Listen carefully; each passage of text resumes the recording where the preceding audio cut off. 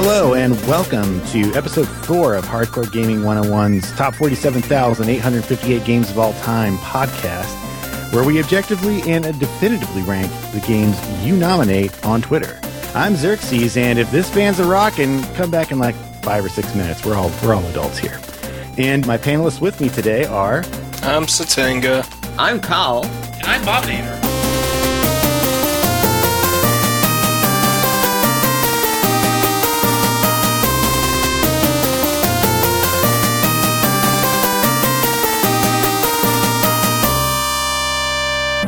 And on this podcast, we have but 3 rules. Number 1, all rankings are final, official, and scientifically accurate. Number 2, you can nominate 3 games at a time via Twitter by hitting me up at GC9X on Twitter. And number 3, don't nominate games we've already ranked, but feel free to nominate a game that's already been nominated. You can see for yourself which ones have been nominated and ranked by checking out bit.ly/47k games. So without further ado... Can I add a little bit of ado? If someone does vote for a game a second time, does that get added on? Like, yes, it does. Number next to it? It does. It really does. It's not like YouTube downvotes where they don't actually do anything. That's good. If downvotes did something, I think we'd be in trouble. Okay, so our first game for the night is, or not night, I guess. You could be listening to this at any time, couldn't you? Could be listening. It's like to this. The middle of the day here, so it's in Australia, right? I'm so freaking upside what's like down, racist, but for nations. Yeah, like for nation states, not for like just like regions. Yeah, no, all human beings are equal, and I love them all equally. Nations, however, there are definitely some that are better than others. I mean, look, this is just the facts. I'm just saying. I mean, it's already been established we hate Europe, so I love Europe, but. What has been established is that Cal thinks that the UK is not a part of Europe. It's not, is it?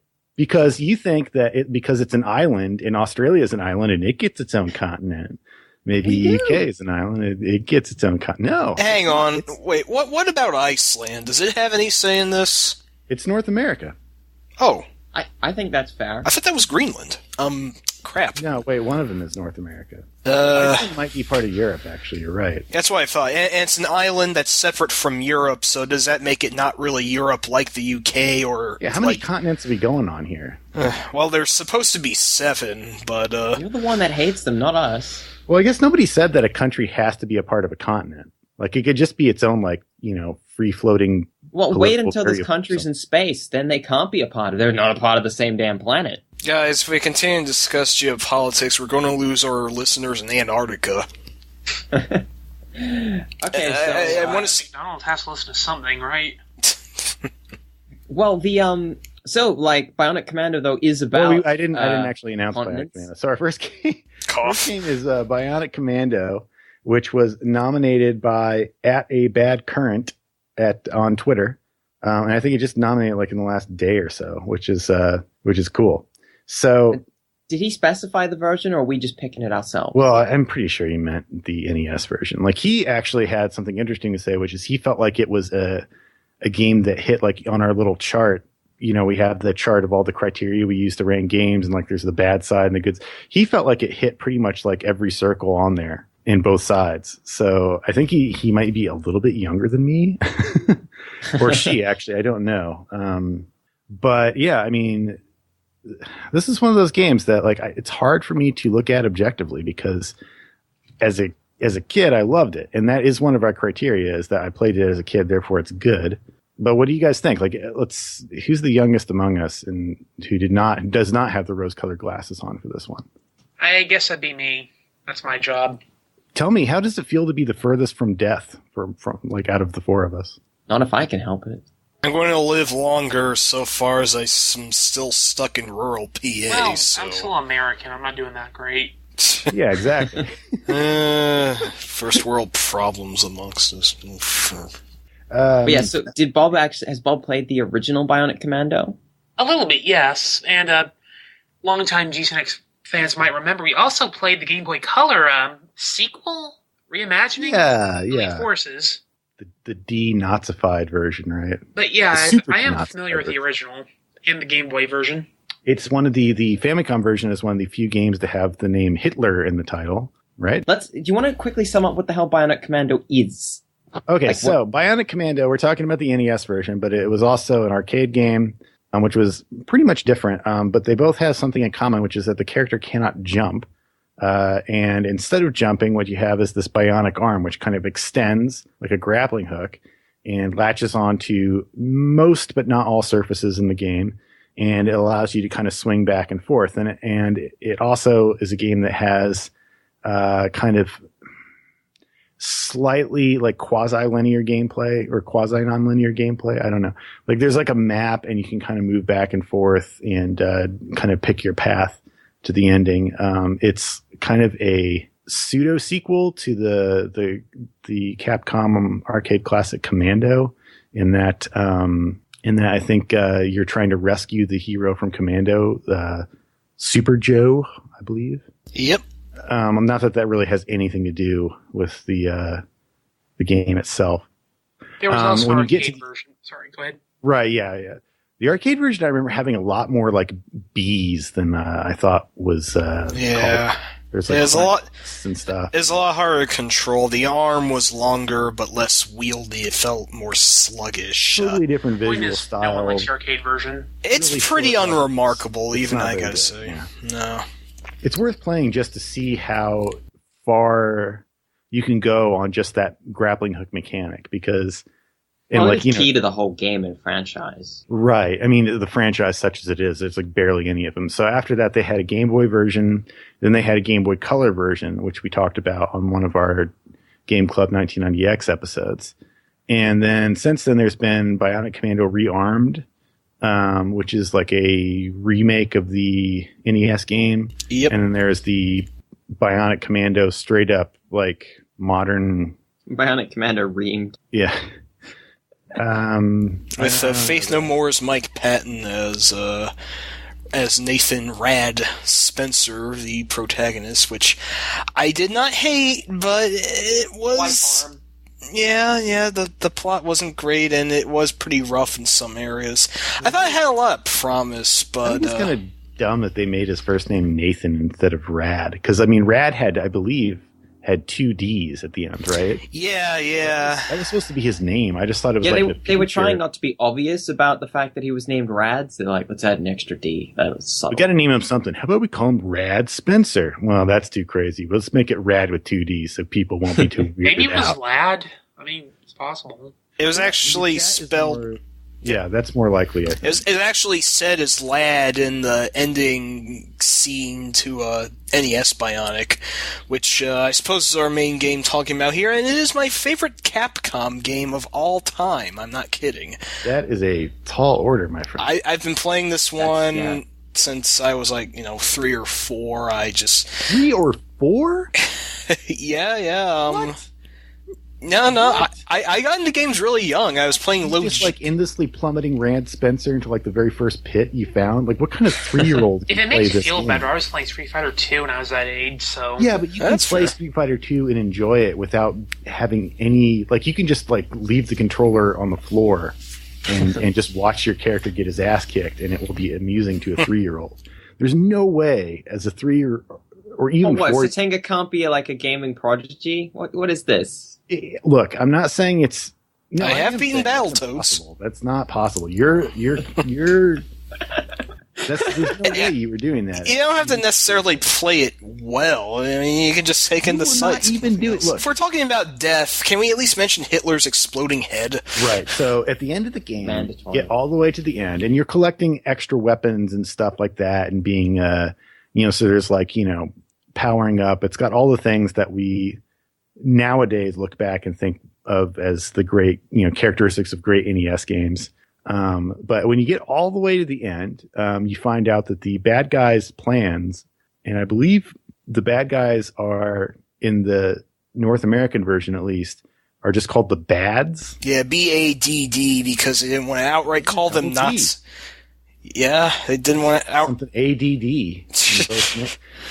So you get all the way to the end, you find out that their secret plan was to resurrect Hitler, and so he's in some kind of supercopter or something at the end. I can't remember what that thing is supposed to be. Yeah, well, you have to blow up his like death weapon, the Albatross, which is this giant laser turret, and then he tries to escape in a chopper, which you have only like one shot to hit, or else its machine gun instantly kills you.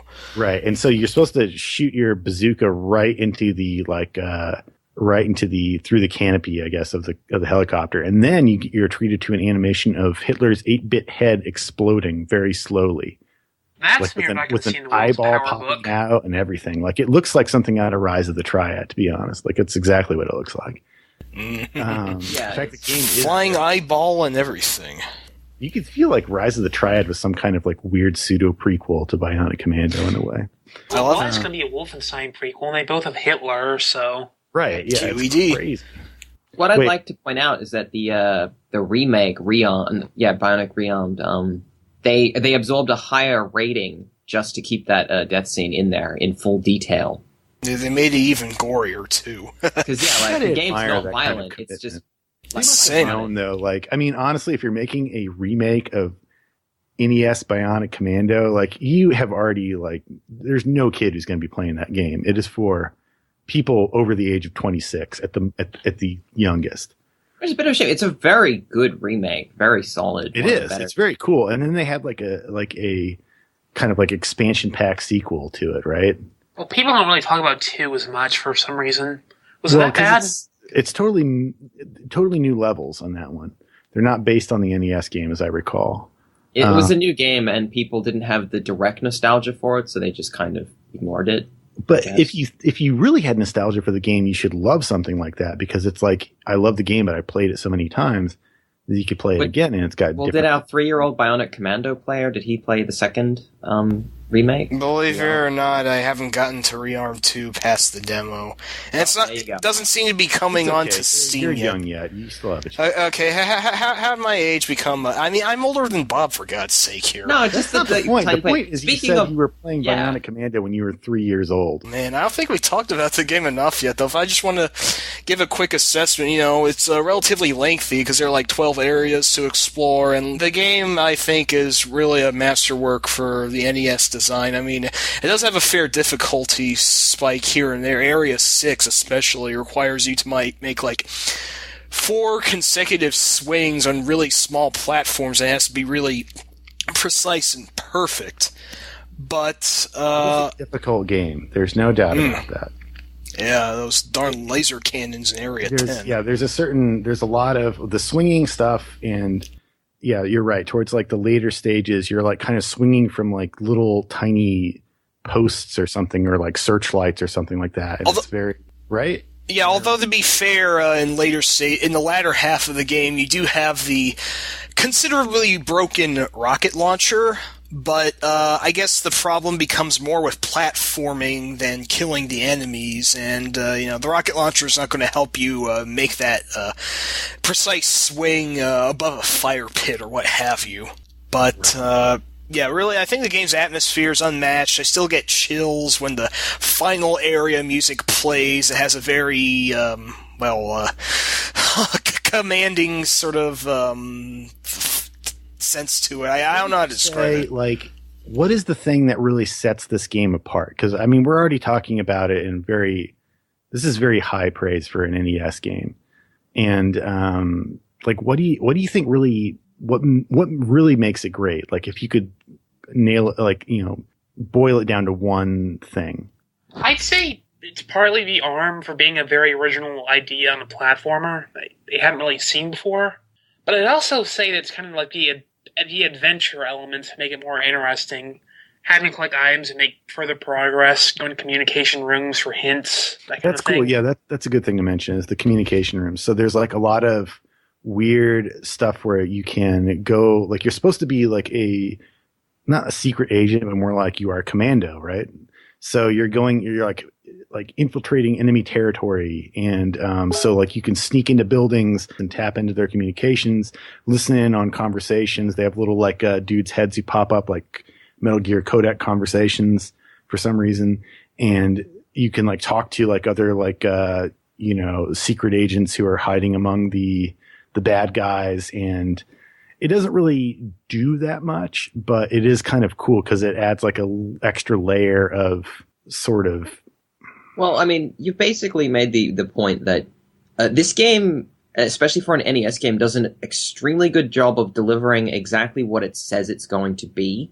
You play as the Bionic Commando, and it sets itself up and feels like that. You get to swing around like a commando. You talk to all these guys like a commando. You've got some of the better NES music in the background, and it's really well made. Yeah. It is very well. I mean, it's for a game that's it's the first game I can think of that has the grappling hook mechanic that kind of became not a mainstay of platformers for sure, but something definitely that you see pop up later in other games like. Doesn't Caverns of Kafka have the kind of grappling hook? Not the same thing, and I don't want to get into that. But it's with Bionic Commando, it's more like for such a. This is what I think sets Capcom apart in these early days is that they could make a game like DuckTales or Bionic Commando or. Mega Man. No, you're thinking Mega Man. That's what I meant. They could make a game like that has this, especially Bionic Commando or DuckTales, that has this really unique mechanic to it that is not really found in many other games, and certainly wasn't found in any games up to that point in the same way. And build a game around it that feels not only like it was made for the mechanic, right? That feels like they really thought it through, and they went back and replayed the levels and changed them and tweaked them to make it easier for people to, not easier, I mean, they're still challenging, but made it easier to make your way around. It's like very few parts of the game do you feel like you're stuck. And compare that to a game like the NES Strider, which is also Capcom, but which was clearly not finished. And you see kind of the difference, whereas like Strider is a very similar game in a lot of respects, but there's a lot of times where you're playing that game, especially if you're playing it for the first time, where you're like, what the hell am I supposed to be doing here? And that just doesn't happen in Bionic Commando. You always kind of know what you're doing. You always feel it's not too complicated. It's not too, it's hard, but it's not, in most places, it's not particularly unfair. I mean, would you agree with me, Satenga, on that? Yeah, definitely. Like I said, it has a distinct sort of curve to its levels. You can tell when it's going to get rough, but you practice enough at it, and it feels manageable. None of the areas are like too gigantic. You can beat them in like average 3 to 4 minutes, I'd say. Yeah, I mean, if once you know what you're doing, yeah, definitely not hard. I guess the one knock against it, I would say, is that the sprite art is kind of so-so. Like, what I appreciate about it is that they aren't doing the late NES game style where the sprite art has all these like defined black lines, and they use fewer colors so they can have those like clear cartoonish lines. It's still like the early style sprite art that you see in like, Super Mario Brothers and Zelda and stuff like that. But I think if I remember correctly with the art, they do a pretty good job of not like flickering and stuff. I think they keep it so that it's quite a stable game visually. They don't fill it with projectiles and stuff. It doesn't look bad. I think it's more that like it doesn't have the same, because they're going for this kind of pseudo realistic or somewhat realistic military setting in like the not so distant future, that kind of thing. It kind of drags the game down a bit because with the 8-bits, it is unremarkable. I can't remember what it looks like. But other than that, that's really the only knock I can. That's the only bad thing I can say about the game. That's it. So should we rank this sucker? About time, yeah. How would you guys feel between Alien Soldier and Space Harrier? I don't know. I sort of felt it would be higher, to be perfectly honest. I wasn't sure. Listen, I'm going to be incredibly biased. Due to nostalgia, I would place this one at the very top, even beating out Toe Jam and Earl. However, with the proviso that... Can I ask why you'd think it's better than Mario Land 4? Just curious. I just don't know how Alien Soldier ended up below those, because I'm not sure if I would put it above Alien Soldier, but I'd probably put it above the rest of them. I'd say that it's easier to figure out than the sometimes obtuse Wario Land 4 can be. I think it flows smoother, it has more consistency in its design, and, It's undeniably one of the best and most defining games of the NES. I think that's true. And being that way, I do think it should be definitely very high up there on the list. But putting it at the very top, that just makes me feel like I'm clinging on to this on an objective scale. I don't know. Xerxes, what's your call here? I mean, overall, it's just a game that I feel so satisfied with beating every time. I mean, it ends with Hitler's head exploding, and then the base exploding, and then it feels like, a real victory's been won. It's just got a really fine rise in the denouement. It's just, I think, everything a video game should be, and because of the ARM, way different than other platformers of the time. Like, its identity is never going to be mistaken. There are some platformers that can be confused fairly easily on the NES. There are half a dozen Ninja games made for it, and at least half of those you don't hear talked about nowadays. But there's no mistaking Bionic Commando. It's definable, and it is. Everyone knows it. So that's my reasoning. All right, so I'm not really sure. Like, where did we have this? Really, I mean, I think it's definitely in the top 5. So right now the top 5 are, I believe, Toe Jam and Earl, Wario Land 4, Galaga, Kicks, and Alien Soldier. I feel like you got to put it above Alien Soldier just because Alien Soldier is really more of a perfection of an existing thing. Yes. It's. I think it goes to the top, to be perfectly honest. Better than Toe Jam and Earl. I think if you wanted me to say which game would you recommend, if I said pick one game, you don't know who you're recommending it to, I would probably go with Bionic Commando. It's a better encapsulation of games than Toe Jam and Earl, which it can be like, this game's too weird for me, I don't get it, I don't like it, it's confusing. And those boogeymen are really obnoxious on higher levels. I'll allow it. So, I know that Bob's probably going to be outmoded here, and I do apologize, but no, you don't have to apologize. This is democracy in action. So we've got Cal's vote for top of the list. I think so. Yeah. Bobinator's vote for not top of the list, I guess, for now. And Satenga, I didn't hear. Top of the list too. So that means I'm the tiebreaker, at least in terms of top of the list. And this is a Hardcore Gaming 101 podcast first, but I'm going to disagree with Bobinator and say that I do think it deserves to be above Toe Jam and Earl, and I'll tell you why. It was actually something Cal said that really tipped me over the edge, and that was that if you were to take somebody who'd never played the NES and say, like, I'm going to give you an NES, I'm going to give you like 3 games or 5 games, let's say. Like, I mean, Bionic Commando would be one of them. It is, and because of the privacy of the NES Famicom as a game machine and like what it means to games historically, but also just like kind of it's like one of the totemic platforms. I think that you have to like give that up. Like the Toe Jam and Earl's the same way in a way, because it's one of the games, like if I gave somebody a Genesis and said, here's a Genesis and here's 5 Genesis games that you have to play to say that you've, given the Genesis a shot. And Toe Jam and Earl would probably be one of those too. But the thing about the Genesis is that like it's, and same with the Super Nintendo, by the way, this isn't like a pro Nintendo thing, but they're both kind of, those consoles were just doing what the NES did, but with more, like.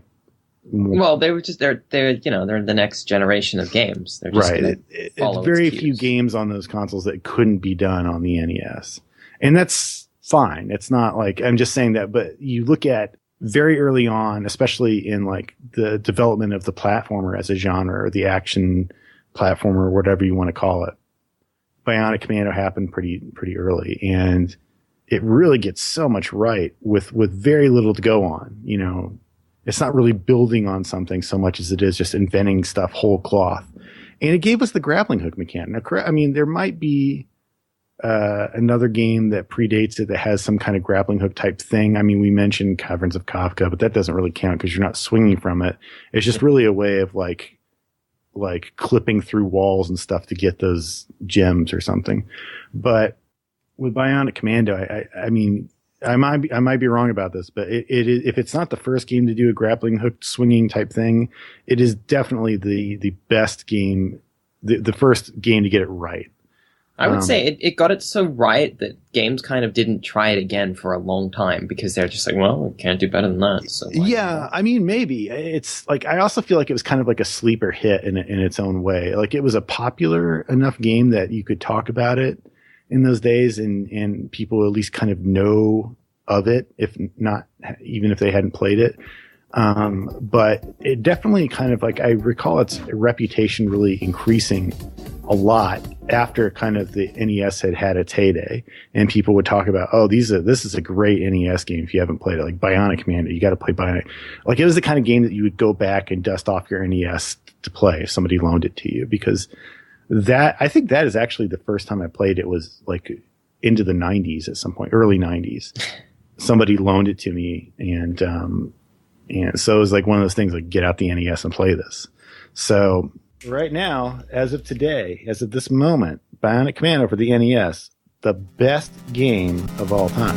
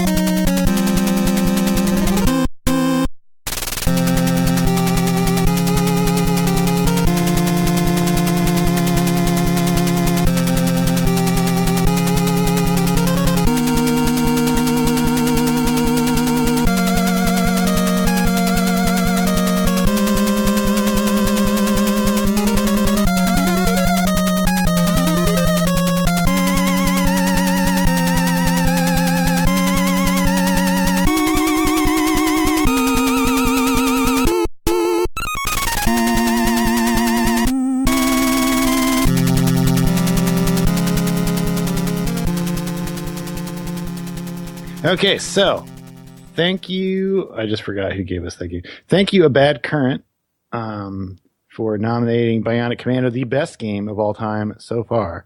Our next game is going to be Tapper, the arcade game, aka Root Beer Tapper, right? I think it also had like 1 billion ports. It was like available in every system that ever existed. Much. And that was nominated by @CrushGals. I like that name. That's a great name. It sounds like a roller derby team.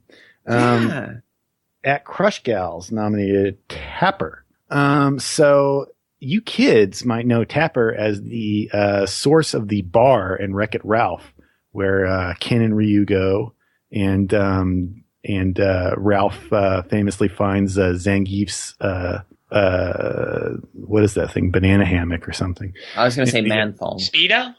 Yeah. It's a game. It was kind of like it's really sort of a relic in a way that it tells you exactly where you could expect to find arcade games in sort of the early 80s, which was bars. I mean, you'd find them everywhere, but this was a game that was basically made to be set up in a bar. So the idea is that like you've got like these it's one of these, it's like I call these plate spinning games, because the whole idea behind the game is that you've got like I think it's 3 or 4. 4, actually. It starts at 4 and it goes up the longer the game goes. You got all these different bar tables that kind of extend out. And then there's you don't really see who's doing advancing. Right. So somebody's sliding mugs of beer down the table, like in a way that never ever happened except in like 50s westerns or something. And you've got to catch the mugs, right? Am I remembering this correctly? No, you don't. You're not catch. Well, you do, but okay. Look, I know the tapper. You are the tapper. You pour beers and throw them at the hordes of angry patrons. Right. Plus, you look a bit like Mario, so there's that. Yeah. Yeah. Okay. So I got that wrong. All right. Sorry. But then you do catch the glasses later on. Some people return the glasses as the game goes on. Yeah. If stuffs them into their purse. Yeah. Right? If the patrons are far back enough, then they exit through the ends of the bar tables. If you don't hit them far back enough, then they drink their beer and then send the empty mug back, and you have to catch that, or else you lose a life if it slides off the end of the table and smashes down. The interesting part about this game is basically the goal of this game is to make as little money as possible because you're throwing your patrons out faster. Yeah, you want to get to closing time. They're like Barney Gumble, and they just ran out of money, and you throw them out in their ass. Now, was the original version of this game the one that was branded with Budweiser? Budweiser, yes, exactly. And then they made alternate versions like Mountain Dew. Was there ever when it was released, when it was new, was there a generic version of it? I think that was Root Beer Tapper. Well, I know there's root beer tapper, but I mean one that is just, it's tapper, it's beer, but it's not sponsored by the king of beers. I'm not sure of that. It's possible. It's a little hard to tell. There's been so many different versions of this game, and I want to say that they went with Root Beer Tapper at some point because they wanted a version they could market to a younger audience. Well, yeah, you do basically almost nothing to change it, but you just make it Root Beer Tapper, and then you don't have to feel bad about. I assume there was non-Budweiser versions, by the way, since it was released in foreign markets. It wasn't just the US, and they don't have What was the other thing? Wasn't there... I've played this in an arcade not too long ago, but I'm kind of blanking out on what it's like. I recall it had some kind of tap-shaped handle. Am I remembering that correctly? Yeah. I think you're right. Uh-huh. Had a little bar rail on it. Yeah, that was really cool. And did it also have something that you can rest your beer on? I've never actually played the actual cabinet. My first experience was a Midway Arcade Treasures. You remember that compilation? Mm. Well, I mean, I guess none of this matters, but the tap controller was pretty cool. It's one of those games I feel like isn't really as much. I don't like plate spinning games, to be honest. I don't like games where it just feels too stressful. It feels too much like reality. It feels like a normal job. As a matter of Sorry. Go ahead. Yeah, you get the side of the cabinet you could fit a beer in. It's not exactly a beer holder, but it's kind of more like the edge of a bar. Is the side of the cabinet. That's good. Okay, good. They were thinking ahead. Speaking of real life, there's a segment in the immortal Game Boy Advance game Urban Yeti, which is very similar to Tapper. Almost plagiarizes it outright, although I think you're sliding bowls of soup instead of beer, but it's the same premise, more Tapper or less. is being plagiarized many, many times. Is it the original plate spinner game? It's very close to the original. No, I don't. I gotta say no. I don't know what else would be before it, but it seems like it's too basic a game concept to be the first one in Tapper. I mean, I guess Game & Watch games, some of those are pretty close to plate spinners. Yeah, okay, that's a good one. I could definitely see Tapper being a Game & Watch game. It's not, but you could see it being one. Right, yeah. like oil spill, right? Or what? Yeah, what like Oil Panic. Oil Panic. Yeah, that makes more sense. Oil Panic, right? That's a plate spinner game. When I think of plate spinning, why do I always think of the saber dance playing in the background? You know, the one goes like... Because that's what you see in like a circus. Somebody's doing the plate spinning thing.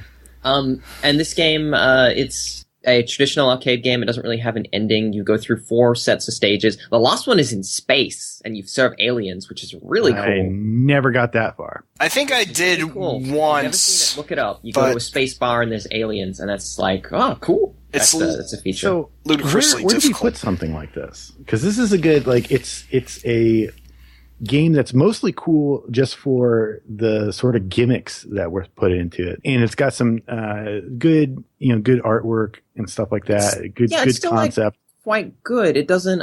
It's not one of those games that ages very badly because it's from a period when arcade games were just short, right? I mean, fun, simple games. Right. It's a straight up score attack. It's like this is a game. It's like a cell phone game now. Like a smartphone game. I'm pretty sure it has there's been dozens of cell phone games that are the exact same. Make an early hunch here where I'd put it. What about between Donkey Kong Country 3 and Marvel Land? I would put it above Donkey Kong Country 3. That's me. I would put it above. Okay, I guess I can accept that. But I will say, if you guys want 1 point about Tapper that is against Tapper, I don't believe it gets any more difficult with each consecutive loop. So that seems game is really like, odd. Yeah, the game stays like it's like the 4 stages are increasingly challenging, and then it just loops back. Like there's no speed up, there's no extra people. The game locks in those 4 stages, which is a curious. That is that is weird because that's not the way an arcade game was supposed to be. Like it's supposed to get. Are you sure about that, Cal? Because I'm actually observing a video here where it's back in the first area, but there are clearly a lot more people than before. I don't know. I thought I read that it. Oh, maybe it's 2 loops and then it doesn't get any harder. I believe it. Okay, so it caps off early. Yeah, fair enough. Like you're not going to be. I mean, other games. I think like Donkey Kong, and a couple other games also cap off pretty early. But that's just. You can't play this one until you lose. You play this one until you get bored. Yeah, at a certain point, Donkey Kong just becomes an endurance challenge. Like, yeah. But that's fine. Kill screen coming up. Yeah, kill screen. Had to do it. Yeah. But because it's such a classic, like everyone knows Tapper. Like you said, it was in Wreck-It Ralph. It is in Wreck-It Ralph, and people recognize it because it is such a quintessential game. Maybe because it was in bars that a lot of older generational people like, oh, that game, I've seen that. Yeah, I mean, I think also like the tap controller thing is like something that kind of made people, if you remember an arcade game, if you're my age and you remember an arcade game, it's because people kept them around. It's because like it was unique enough or interesting enough, and it was, if it was really old, that people would keep it around. So you'd see Tapper well into the 90s just because it was interesting enough.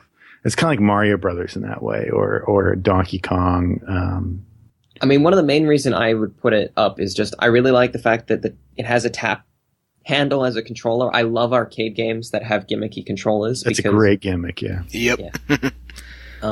So this is a great like game in terms of like what it is. It's not going to be like the best game ever because it can't be. It's too simple, but I think it's really. I'd put it kind of close to like the Rainbow Islands range because I feel put it that low. You think? Well, it's not that low. I mean, that's lower. I mean, anything below Uni Races is kind of our dubious. Well, Xerxes made a decent point about the game being somewhat comparable to the drudgery of an actual job. Well, but that's not. But some people like that. Like I can't. You mean like the forklift in the Shenmue? I mean, have you seen like smartphone games? Almost all of those are click this for 10 hours. And that's a good point. Isn't Dinner Dash basically like a version of Tapper in a way? It all falls under this sort of like arcade time management style thing. Yeah, I mean, some people really like I like Oil Panic and I like Tapper. I just it's more like a taste thing. Like I just don't like. I mean, I wouldn't play it for that long. I wouldn't sit down and go, all right, I'm going to play Tapper for 10 hours. Like, no. I mean, you got to differentiate it from Galaga, and that Galaga is kind of for its time was like the. It's not anywhere near Galaga. I don't think so. Yeah, I mean it's Galaga is too pure and perfect a game of its kind in era, whereas Tapper was like a really good game for its era, but is not necessarily like I don't know. All right, so. I mean, if you guys think it should be below NFL Blitz Uniracers, where does it fall there? Yeah. I'm always above NFL Blitz, I'd say that. Because I think like Tapper again, it's if you're not a gamer, it's a game that you're like, oh, I'll play it. That's pretty fun. I like that about it. It doesn't. People who aren't into games can play and enjoy Tapper, and I think that's nice. True. There is something that, and it does draw people in if for no other reason than the theme. And it is a good use of the theme. Like they say, a bar, like let's do like the sliding bar glass, beer glass going down the counter, even though that again never happens, but it's cool. Like, I mean, but it's gimmicky. I mean, it's gimmicks are gimmicks, they are what they are. You can't just say something, it's got a great gimmick. I mean, cause there's so many coin-op arcade games that are gimmicky like that. Like the games that had like the cassette tape in the background to play like, actual music. Like you mean Journey? Also by Bally Midway. Bally Sentai. And Psycho Soldier, I believe, did the same thing, right?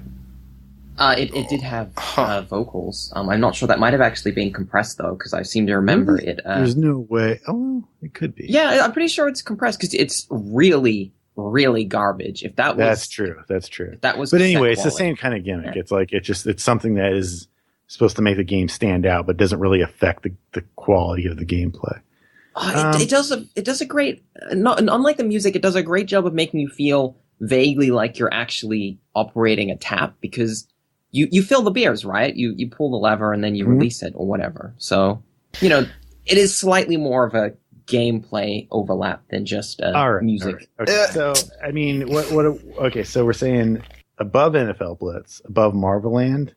I've actually never played Marvel Land, so I can't even tell you. Like, I honestly, I remember when we ranked it like 2 years ago when we were first starting this idea when we were testing it, and I remember really liking Marvel Land at the time, but I can't actually remember that much about it. But it's 100% correct. The ranking is scientifically sound. It is accurate as hell. So we can't question it. We just have to assume we knew what we were talking about. I think I'm going to agree with Bob's original placement to wedge it between Donkey Kong Country 3 and Marvel Land because it's nowhere near as complex as a game like DKC 3. But it doesn't have to be complex. Well, yeah, I mean, that's a good point, but Donkey Kong Country? Well, definitely. Even for a simple arcade game, it is still pretty simple. Like, there's not as much nuance as even compared to Pac-Man, where, like, Billy Mitchell's able to memorize all the points where ghosts don't get you and whatnot. My reasoning is NFL Blitz is pretty great, but not everyone has to play football. Tapper is pretty easy to get into, but it's not quite as complex as something like Marvel Land, for better or worse. Okay, so let's put it above NFL Blitz and below Marvel Land. Everybody concur? I'm not going to win this, so...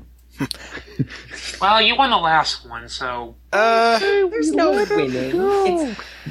I don't remember nearly enough about Marvel Land, and I don't necessarily want to take it down a peg. Let's put it above NFL Blitz, because that'll put the two, not video gamey games next to each other, That's good. We'll put, sport I would put it and above beer. Donkey Kong Country 3 is what I'm saying. If I would put you guys it don't below want to G.I. Joe, above Donkey Kong Country 3. I wouldn't put it above G.I. Joe. I wouldn't either. No, not me. Tapper is an incredibly cromulent game, and it's a classic. But let's put it with beer and sports. I'm going with that. Let's do it. Actually, yeah, you know what? Putting it that way, I think Bob is going to be the decider here. So, what do you say? I'm pretty happy with my original guess so far. What was that? Thought, between Donkey Kong Country 3 and Marvel Land. I mean, I'm happy to put it below Marvel Land unless you guys really want to put it. All right, I think okay, Bob and Air is like the consensus pick though. Like that's the average because I would put it above Donkey Kong Country 3 and. Okay, was Marvel Land represented in Wreck-It Ralph? No, but that's QED. Look, Wreck-It Ralph. You want to have like an after hours kind of hangout for the game characters. Like, where else are you going to go besides Tapper? Marvel Land sounds like a place you could go, like an amusement park to unwind. Yeah. Okay. So yeah, that's what I'm saying. Is like it's iconic. I would put it above Donkey Kong Country 3, but I don't think anybody else agrees with me, so that can't be right. I agreed above Donkey Kong Country 3. It was the other guys who weren't sure. We've gone around in circles. All right. Flip a coin? It's too bad that... All right, wait. I will too. Let's just move this along. Between G.I. Joe and Donkey Kong Country 3, I'm good with it. All right.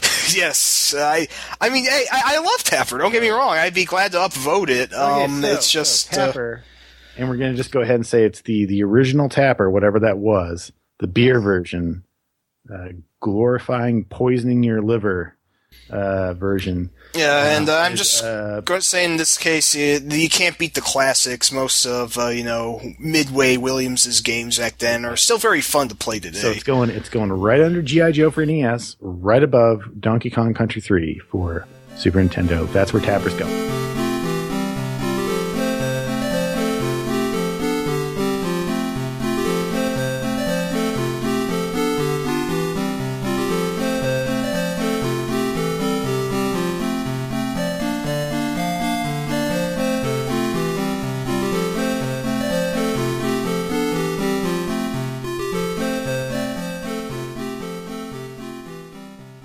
All right, our next game is Friday the 13th for Commodore 64, and it was nominated a little while ago by Letka.net on Twitter, which is literally spelled LEKATDOTNET. What? Yeah, I know. You think like letcot.net, which is just like all kinds of crazy. So like, is that a website? Is it? I don't know. Anyway, one of the more interesting Twitter handles we've gotten. Thank you for nominating the game. I played this for the first time maybe 2 weeks ago or 3 weeks ago. I'd like to make a small confession myself. Sure. I have not played this game. I've seen video and articles on it, but I'm going to make a confession. Games like this, especially for older microcomputers like this, they scare me, like, more than any modern horror game. I just can't even get myself to play them. Is there something about, like, the weird noises, or... It's like on a primal level. Like, better word. Bob just gets, just genuinely freaked out. I've played games like this in front of him, and he's, screaming, so, Okay, I'm pretty sure you're making that up. You want to go play Trivia Monster right now? Let's go, man. Okay. Xerxes, lead us on. Yeah, I kind of see where you're coming from, Bob, because I feel the same way. There's like a weird way that old games can be creepy in a way that new games can't. And I don't know what it is. Like and the same is the reverse is also true. Like there's definitely a way that new games can scare me in ways that old games can't. New games, but newer games scare me in a way that like a horror movie can scare me. Whereas old games are scary in a way that really has nothing to do with what they're going to show you. It's more like you feel like there's something, I don't know. There can it's be like the lack of realism gets you on a completely different level. Yeah, it's like I think one of the earliest games that really, okay, I'll give you an example, like Uninvited, right, for PC and NES and stuff, like that creepy skeleton lady thing. Yeah. I mean, that is weirdly scary. You know it's coming. You know it's there. It's not very, it's not a realistic drawing in terms of, resolution or anything. But it's still weird and scary. Like, I can't explain it. I'll say, compared to the other version, the NES version, all the other versions that I've seen are way scarier because there's no music or anything. It's just dead silence till it happens, and ugh. I used to have nightmares about Mabu, the villain of Rolling Thunder, laughing in your face with his discordant alien skin and dead eyes, and that. Anyway. Jesus. Yeah, we'll talk about Rolling Thunder when it comes to Rolling Thunder. Good idea. Well, this is not based on the NES version. We should make that clear. No. This is an entirely different game. I believe it's based on, I think it's the fifth Friday the 13th, the final chapter, the fifth or the fourth? No, the fourth, was the final chapter. Fifth was the one where, spoilers, Jason wasn't actually the killer. And it is one of the more... spoiler, you can't just say that. The film's more than 20 years old, 30 years old, I think that's... Also, most of them not that good. I feel like spoiling a crappy movie is not that big of a deal. The only ones... do a favor because you don't end up watching it. The only ones that I think are really worth keeping are 4, 6, and maybe 7. I guess I should point out that Sutenga recently watched all of the movies, I think, so he's kind of fresh. Last summer. I can affirm that, quite a few of them are formulaic, especially in the beginning. The most it can do is stick to the formula and do it well, which I think that 4 and 6 are best for, or it can totally change the formula. Based on 4, the game, Friday the 13th. Sorry, I'm just trying to reel us in here. No, go ahead. To get back to the Commodore 64 game. So, like a lot of Commodore 64 games that are based on movies, it kind of does something sort of unique that you don't see in a lot of games of that time, and you definitely don't see it in a lot of games now. The interesting thing about this game is that you can choose a character. You kind of start out picking out, like, you're choosing your teenager. I have to stop real quick. You don't pick your character. It assigns you one of 5 characters. Oh, that's right. You don't pick them. Yeah, each one is the next level is the next character. So it's got a fright meter, which I'm not really sure what exactly that does, except it acts like maybe it's a life bar or something. Or since I watched a guy who confirmed what I was trying to remember previously. The fright meter, apparently every player, of the characters in the game The fright meter allegedly dictates who Jason is going to kill next. I don't think you can see anyone else's, but the more scared you are, the more likely Jason is going to come for you specifically. That's the fright meter. You have a health meter, which is a pair of dumbbells that's your strength. And then there is the like the sanity meter, which is like Jason's head slowly appears on the screen in this like little box. And I think you just lose if that fills up all the way. I can't remember how. I don't remember that either. Is that like just basically a timer, or is there some? I think it's a timer, or it's related to how many people he kills. If you take too long to find Jason, he'll start killing off your friends one by one, which is punctuated by the most horrific digitized scream I have ever heard. I actually have a sound clip of it if you want to hear it. No. I'm sure he's already probably cut it in, and everyone is just turned off the podcast. No, I can. Oh, that was terrible. Oh, wow. Okay, moving on. Digitized screaming and old games like that. That just it's one of the best digitized screams. You play as one of a couple characters, and your job is to figure out which of the other people in the area is Jason, the killer. Right. And because he's disguised as someone for no reason. Right. No, I mean, it's from the movies. No, Jason never did that, as far as I remember. Dude was like 9 feet tall. I don't think he could do it. But it makes the game more interesting. So the idea is that you're like going around and you're trying to figure out who the killer is. And the weird thing about the game is that the best way to do this is just to beat the crap out of everybody you see and see what happens. It's like if you hit somebody and it is the killer, then it'll turn into the killer. Like the sprite will change. So like there's a weird incentive in the game to just hurt all your friends. That's the whole strategy. Is you just walk up to everyone and beat him with a rake. There's another way to do it. So you can pick up different weapons in different rooms, but I don't think it makes a huge difference. There's one item. I think you can get a crucifix in one of the houses, and that changes things because I believe it allows you to check whether a person is a killer without actually hurting them. Not that it matters. And if they're not the killer, they'll go back to the church. Yes. And that kind of allows you to that's pretty much, I think, the only way of beating the game that doesn't rely on luck that allows you to save the most people. Because otherwise, once they're in the church, they're safe. Jason doesn't go into the church and murder people. You're right. No, I think they can get killed on their way there, but I'm pretty sure once they reach the church room, they're safe. It would be kind of weird for them to go to the church if it didn't have any kind of power over the killer. Otherwise, Jason would just go in and kill all of them at the same time. Right, yeah. I mean, it's kind of interesting. The problem, that's the interesting, that's the cool part about the game. That is unique, and it is definitely cool, and it's a good use of the limited abilities of the Commodore 64. The music is kind of weird because it doesn't really have anything to do with the game. It is very scary, though. It's got like a Bach tune, I believe. Yeah, it plays his classic toccata and fugue. Yeah,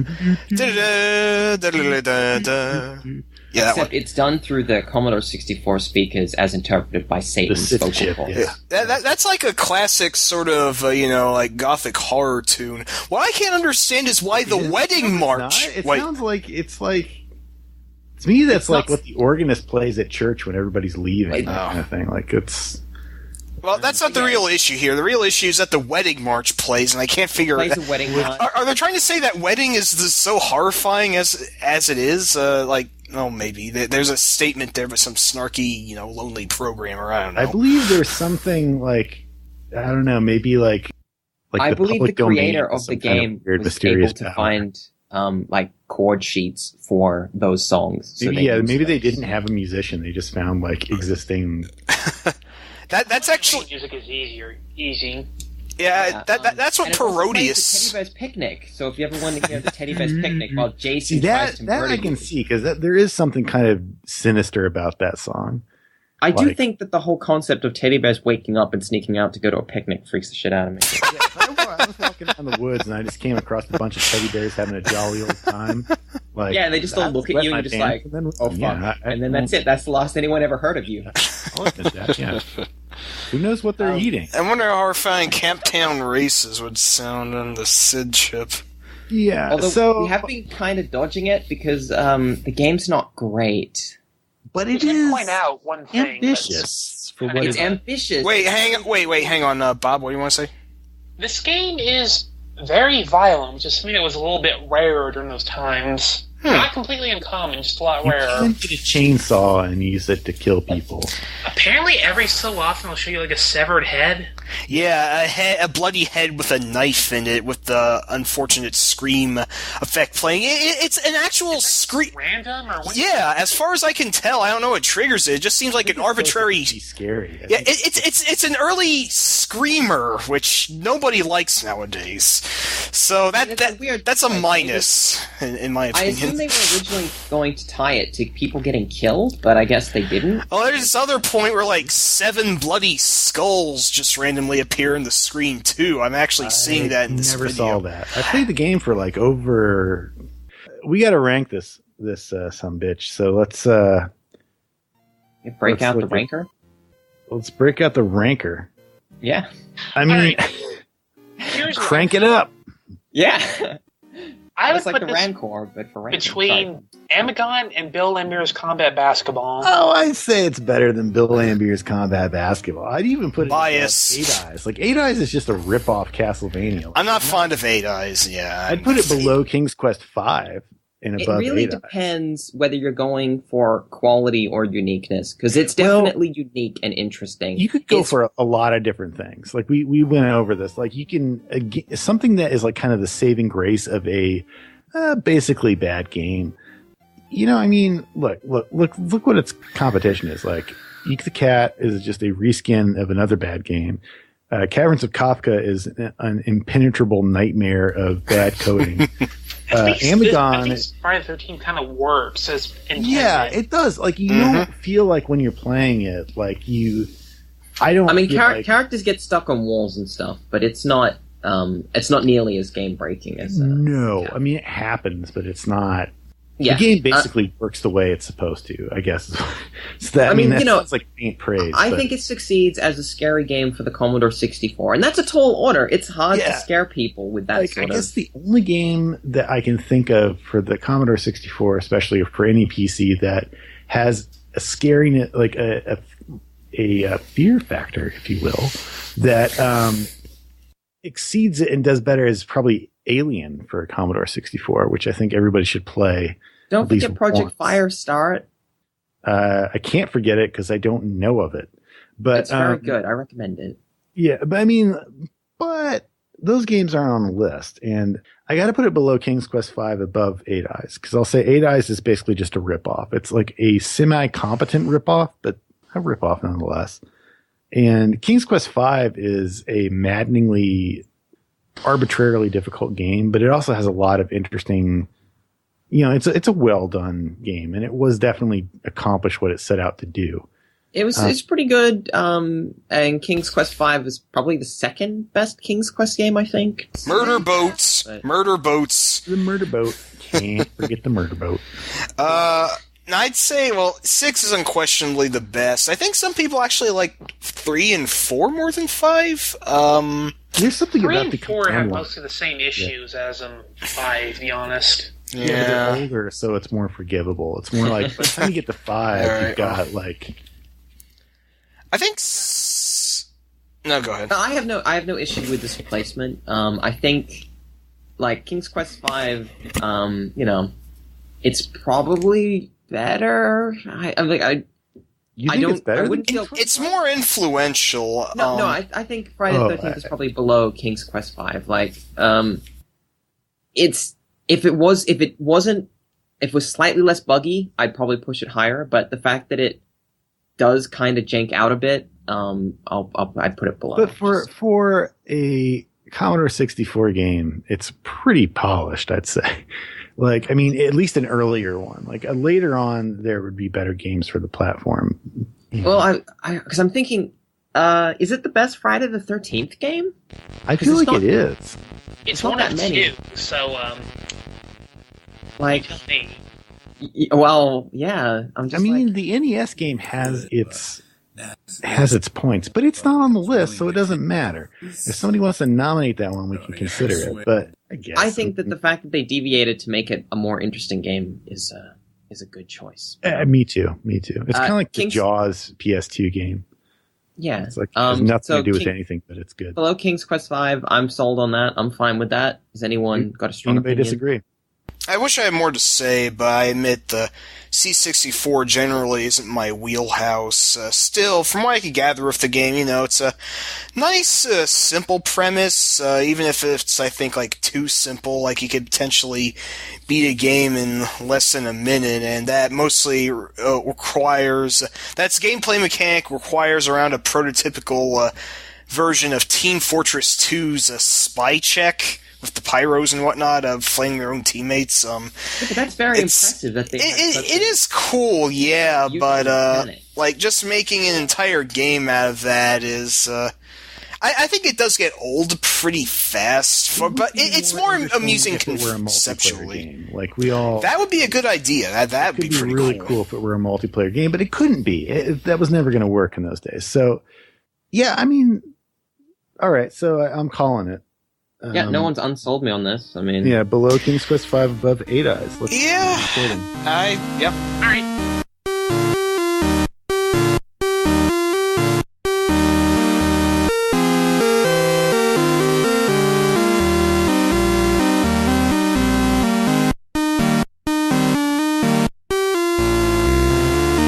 Our fourth and final game of this show, is Street Fighter 3. Third Strike. The Third Strike, y'all, is Street Fighter 3. Yeah. It was nominated by at Freestar on Twitter. Thank you, Freestar. Interesting game. It's got the rapping in it, as I believe you were quoting. It's got the hip-hop. Let's get it going now. Select to choose the first pick. Going. I'm not going to do that. Yeah, that makes sense. All right, it's cool. I was going to say, if they're on their third strike, you'd think Capcom would have gotten rid of them by now, right? Yeah, 3 strikes and you're out. Who's on first? Okay, so what differentiates... before we get to the Third Strike, we're talking just the Street Fighter 3 part. What did Street Fighter 3 change? What's it different? How is it different than the Street Fighter Alpha series and Street Fighter 2? Well, may I take a moment to talk on this? Yes, you may. I'd kind of say it kind of went back to basics a bit, because you didn't have as many of the extra mechanics as you did with Street Fighter Alpha. You had one super move. You could choose which one you want from 3, but you only had one available at a time. And they weren't that complicated inputs for those.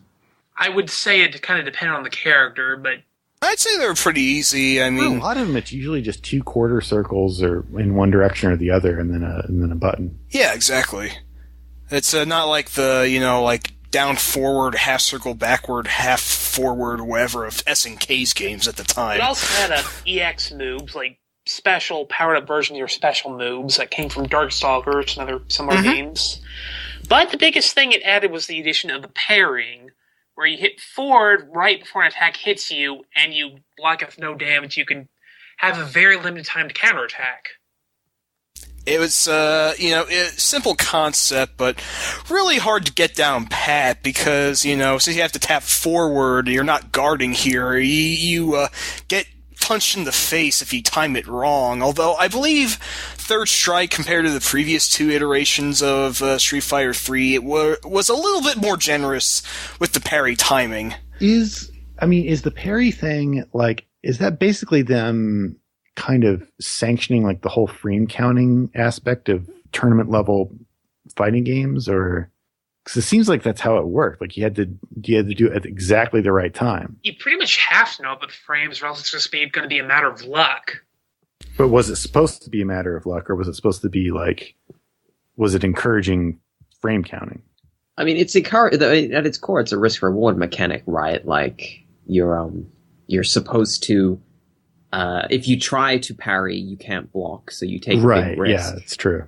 So, okay, at a professional level of Street Fighter 3, because if they parry, do they get it right every single time? I can't imagine they do. When it comes down to single frame inputs, you you can't be perfect all the time. It's still a risk, no matter how good you are. Well, thing of it is, like, parrying isn't necessarily mandatory to master or even learn to play Street Fighter 3 and even do decent at it. But I do imagine that, for better or worse, it is one of those things that, separates, high-level tournament players like Daigo Umehara or Justin Wong or who have you, from, intermediate-level players like me.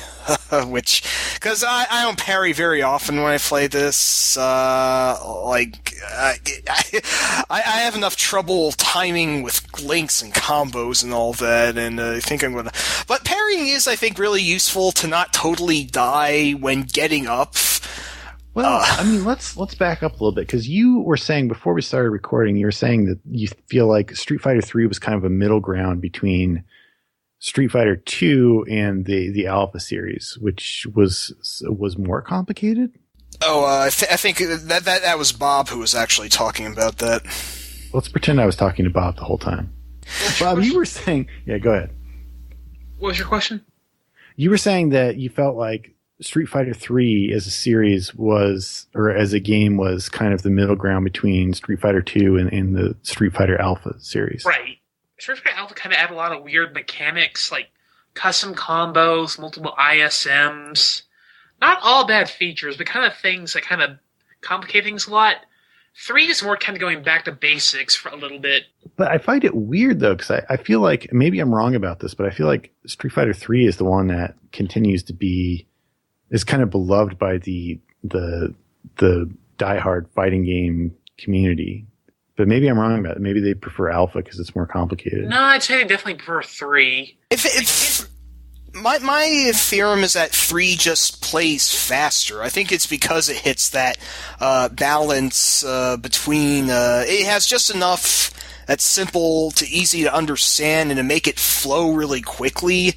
The parrying is a pretty tricky mechanic, and when to hit the EX moves and whatnot. There are a lot of factors to consider. More than 2, less than Alpha. It's arguably the best of those worlds, put into a very gorgeous game.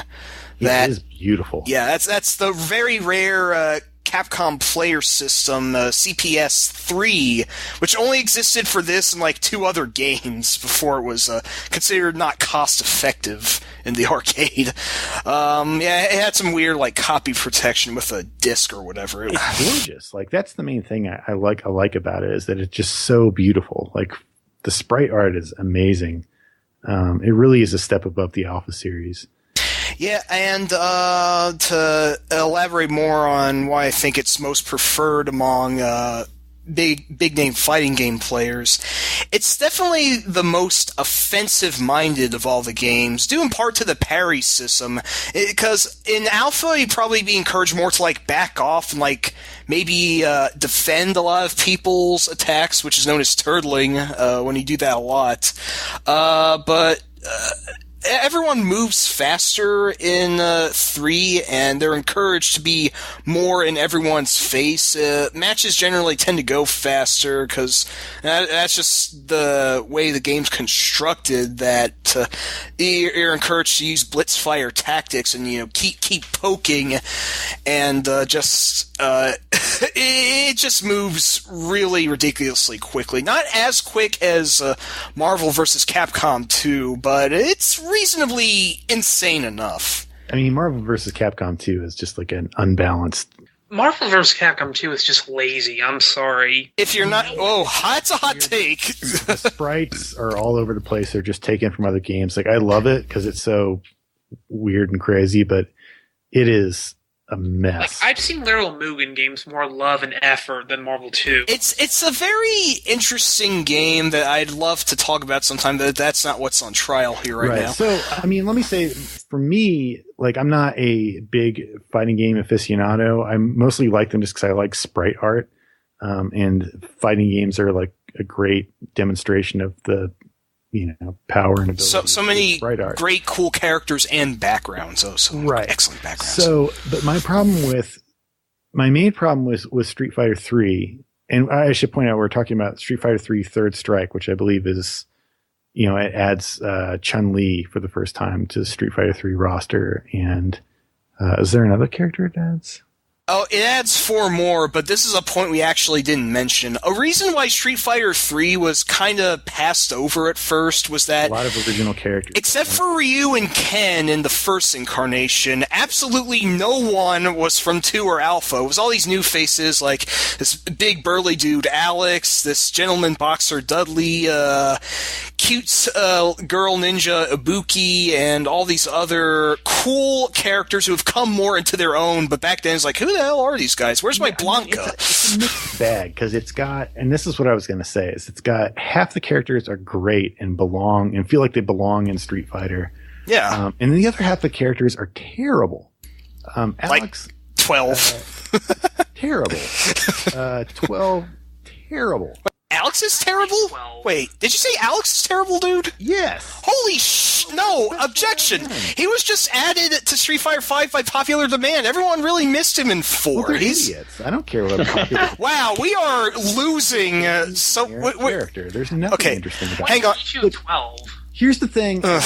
12 is weird, I'll say. Another stupid, malleable, like Venom character or something. But here's the thing, all right, about Alex is that the thing about Street Fighter characters is they're basically just punch-out characters with slightly less silly names. But that's what they are. Is they're like caricatures from whatever place they're supposed to be from. That's what's fun about them. There's nothing interesting or unique about Alex. He's just a guy. I kind of feel like visually there's like something about Third Strike I don't like as much. Everybody has huge feet. I'm not really sure is a detriment. Like the interface, like originally Street Fighter 3 felt more like a continuation of Street Fighter 2 in every way. Like you had like a brand new cast except for Ryu and Ken, just like Street Fighter 1 had to Street Fighter 2, right? Mm. And it brought up things like you win a fight, you see your guy, you see the other guy beaten up, but they didn't know it was cool. And then in Third Strike, they kind of tossed all that out. And with the characters, they introduced a lot of the returning characters kind of didn't make it feel as new anymore, I guess. I can see what you're saying. Like, they should have just stuck to their guns. I mean, I don't know. Like, I don't like the way that they, changed Chun-Li's costume. I feel like it looks kind of weird. But I do like some of the new characters. I like the judo girl. I like Makoto's awesome. Yes, Ibuki's awesome. I like the Dudley is a cool guy. Everyone loves Dudley. Yes, Dudley's see what I mean? Dudley's a punch-out character. he throws roses at people to become stronger. Ibuki's a punch-out character kind of thing. They're caricatures, whereas with other. Like Alex and some other guy, it's just who cares? I can't believe you hate Alex. That's just why would you like Alex? Because he's a very unique fighter. You're talking about mechanics of yes, placed out. Yeah, no, he plays great. Just character design in terms of the artwork and the idea behind him, which is. How could you differentiate Alex from anybody else? Any other? He does all right for basically being a similar kind of trope as Guile. Basically, he's just the American guy. And in the grand tradition of American guys in Japanese fighting games, he looks like no American who ever lived. He looks like an extra. He was meant to look a little bit like Hulk Hogan. Let's go with that. Stupid. I don't specifically dislike Street Fighter 3 as a game. I just feel like the characters are not as imaginative and memorable as they could be. I'll concede that they are a lot weirder and less accessible than 2 and Alpha's cast. They made the Darkstalker series, which basically no one played when it was current. It's too bad. I played those games, but I bet you they recognize the characters because they're exactly. Oh, yes. Look from all their crossovers. They love Morgan Felicia. And there's sprites that they'll forever use. But I mean, my favorite's Lord Raptor, personally, but. But even Dimitri and some other characters and whatever the mummy guy was. And Icarus. Yeah, those are cool, interesting characters. Darkstalkers itself basically created Skullgirls. It yes, exactly. Skullgirls into existence. I mean, I feel like as a fighting game, its accomplishment, its polish as a game in its genre puts it up there in the UN Squadron, Wonder Boy, Monsterland Snatcher area, but maybe that's too high. I don't know. No, I'd say it's warranted around this area. I don't. Bob? You're going to get dead silence, I think. I would agree with that. I would accept that. I would put it below UN Squadron just because I feel like UN Squadron has some kind of uniqueness to it for its genre. That sounds fair for my unit. Fighter 3 is really more like a let's polish the gem type thing. Yeah. No. Street Fighter 3. If this was like a best of fighting games ever list, Street Fighter 3 would be really, really high. Definitely. I agree, but it's not. It's the best overall game. Like it's. And yet we've talked about it more negatively. There's a lot to say about the character. Okay. Because it's if you're not a fighting game player, so you're looking at people, everyone who plays games, everyone everywhere, they're not going to put Street Fighter 3 all the way up on the list unless they're lying, because all of the nuances, all of the gameplay, all of that is actually really hard to access unless you're really heavily into it. So it's that's true. We do have to kind of accept that this is a generalist list. It is a overall for like a broad audience kind of thing. It's not about like the most hardcore of hardcore games, despite our name and all that. But you know what I mean? Like it's not.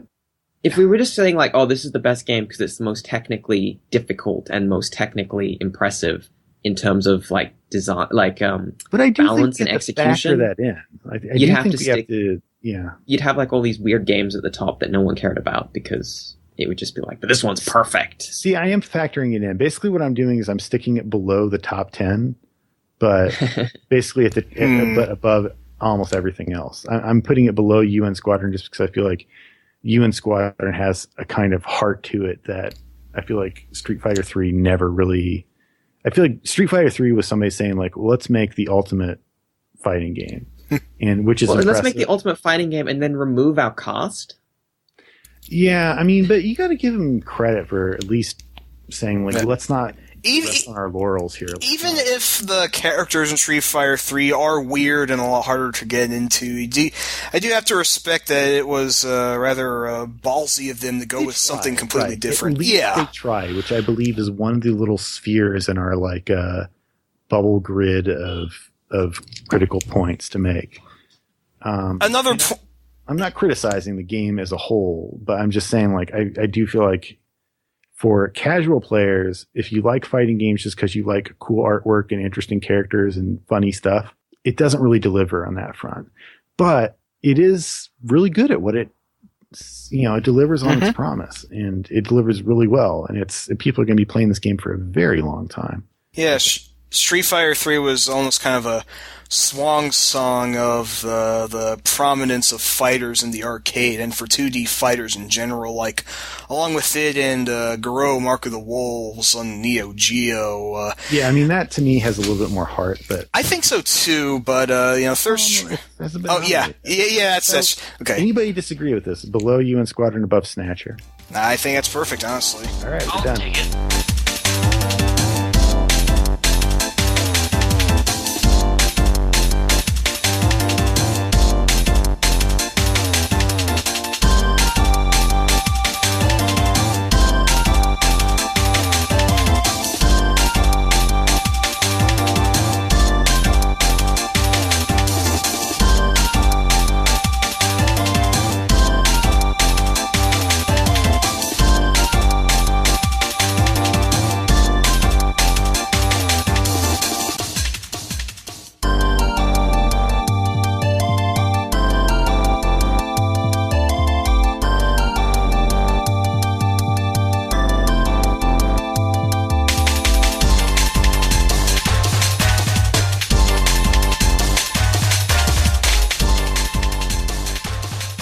Okay, so that's all for this episode of Hardcore Gaming 101's top 47,858 games of all time. Special thanks goes out to A Bad Current, Freestar, Crush Gals, and Lecat. I think it's lecat.net. I think that's what it is, like Lecat. I think that's it. Lecat, yeah. On Twitter for nominating today's games. And also thanks, I want a big shout out to all the people who have have followed me on Twitter and have recommended nominated games. I'm sorry we can't do more of these at a time, but we'll try to get to everyone at least once for as long as we can. If we keep getting as much of a response as we've been getting, it might be harder to do that. But we're gonna try our damnedest. I'll tell you that. I promise you. So thank you to you know who you are, and thank you. We'll try to get to you next time. And thanks to all my lovely co-hosts and compatriots, Satenga, Cal, Bobinator. Thank you for coming back and contributing everything you contribute. Much obliged. And thank you to our theme song composer, Muteki. And, of course, thanks to the support and feedback of listeners like you. That's right, you. You can support this podcast by making a small monthly donation at patreon.com/HG101. If you do, you'll get the raw version of this podcast, which will have all kinds of crazy crap that isn't in the main the main RSS feed release. In this case, you're going to get if you were a subscriber to that, you would have a really long conversation about the Ouya. Which, so, much like the Ouya, I think some people might actually cancel their subscriptions on Patreon. Because, oh my god, the Ouya! But how else should I even play the Amazing Frog, though? Not true. How else? Don't answer that question, people. You can help us claw our way into the zeitgeist, red tooth and claw, by getting on iTunes, subscribing to HG101, and giving us a 5-star review. Do it, or the Crush Gals will come for you next. Until next month, keep keeping it real.